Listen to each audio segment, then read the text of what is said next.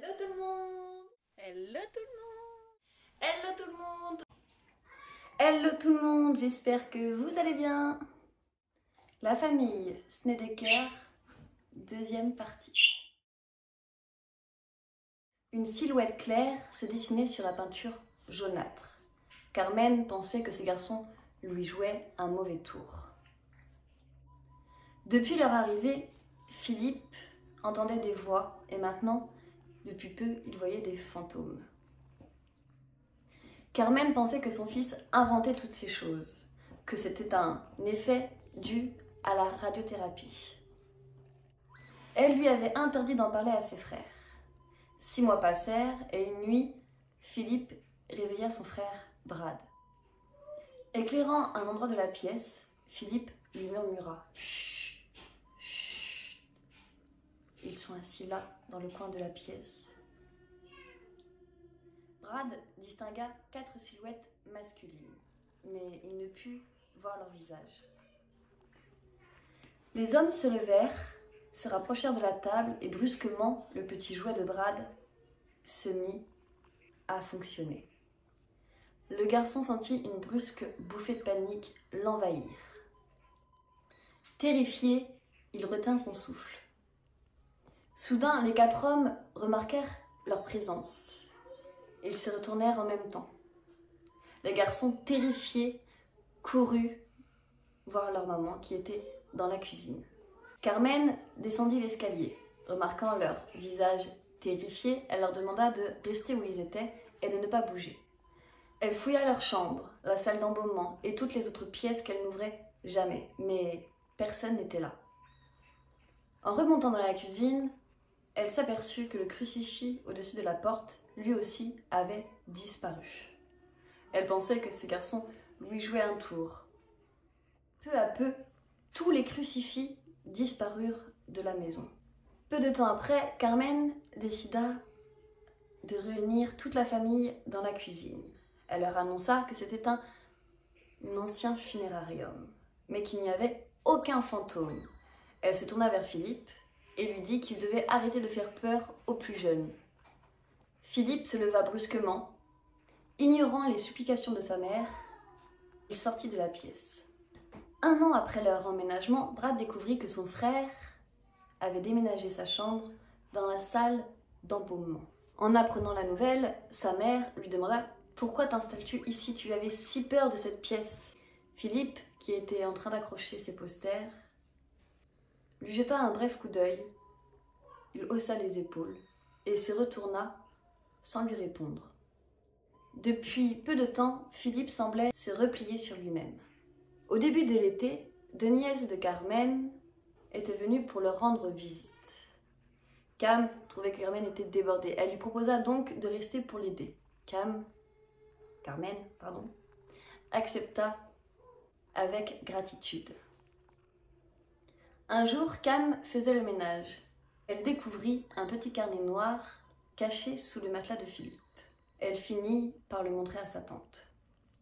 Carmen commença à tourner les pages et elle en fut terrifiée. Il ne parlait que de mort, que de tuer des gens.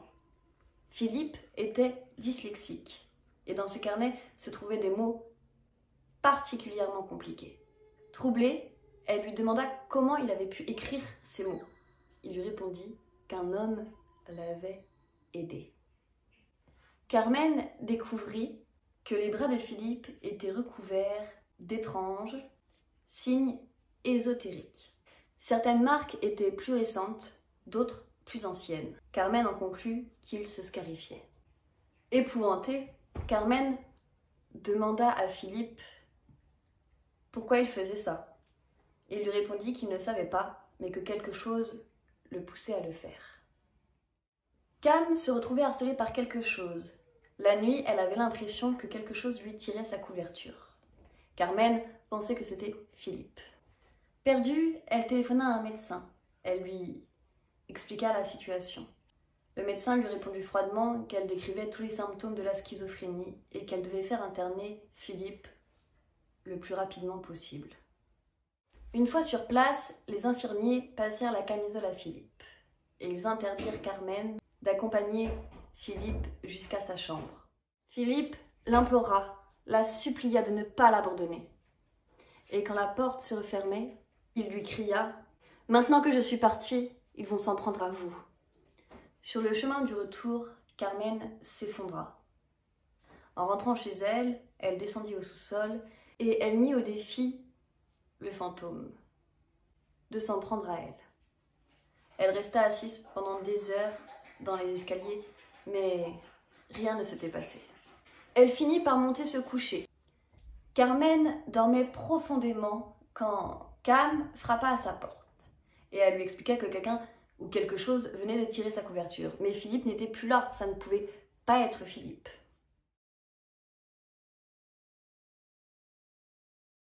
Carmen lui proposa de la raccompagner jusqu'à sa chambre, mais en l'accompagnant, elle remarqua que le dernier crucifix avait disparu. Et là encore, ça ne pouvait pas être Philippe puisqu'il était interné.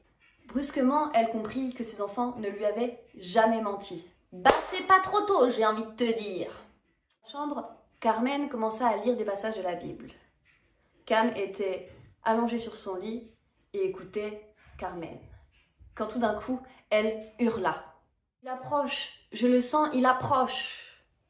Carmen leva les yeux. Elle vit très clairement une main se glisser sous la chemise de Cam. Il commençait à la caresser. Horrifiée, Carmen prit rapidement Cam dans ses bras et elle courut vers la salle à manger. La jeune fille tentait de reprendre ses esprits assise sur une chaise. Quand elle s'écria « Il approche !» Carmen le sentit aussi. Les deux jeunes femmes s'agenouillèrent l'une en face de l'autre et elles se mirent à prier. Soudain, le chapelet de Cam se mit à léviter et brusquement, il se brisa. Toutes les petites perles tomba par terre. Malgré l'heure tardive, Carmen se précipita d'appeler l'église pour prendre un rendez-vous dès le lendemain matin. Carmen décida de prendre une douche pour se calmer.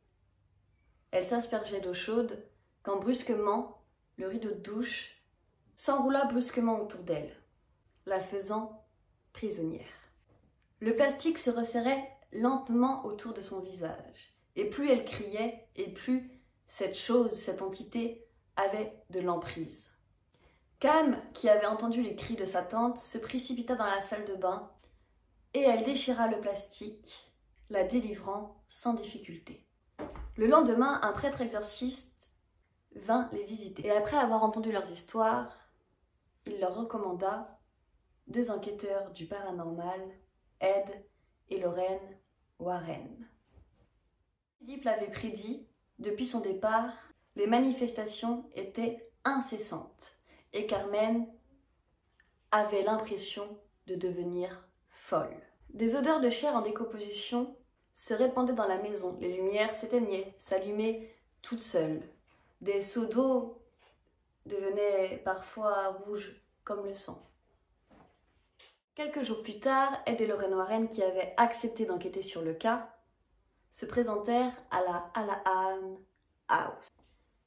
Ils étaient accompagnés de John Zaffis et deux autres enquêteurs du paranormal. Ils restèrent 2 semaines sur place, subissant eux aussi les gifles données par les démons, les coups de pied. Dans la grande pièce principale se trouvait une trappe par laquelle les cercueils étaient autrefois montés. Des bruits de poulies et de chaînes résonnaient, comme si le funérarium avait toujours été en activité.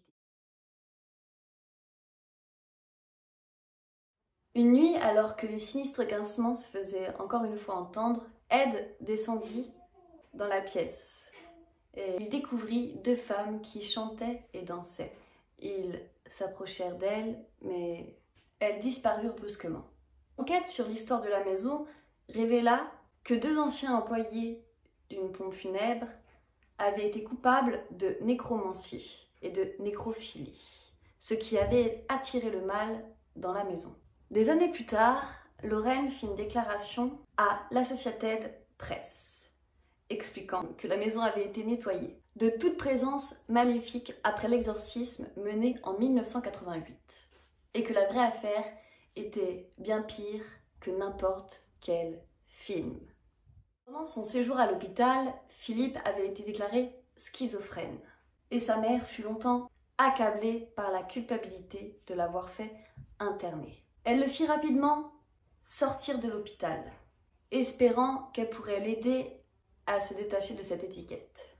En le revoyant, elle le prit dans ses bras et elle le supplia de lui pardonner. La famille Snedeker quitta la maison en 1989 et aucun phénomène inexplicable ne s'y est produit depuis. Philippe mourut en 2012 à l'âge de 38 ans. En 1992, Ray Garton écrivit un livre sur l'histoire de la famille. In a Dark Place, The Story of True Outing. En 2009, un film très librement inspiré de cette histoire fut réalisé par Peter Cornwell, Le Dernier Rite.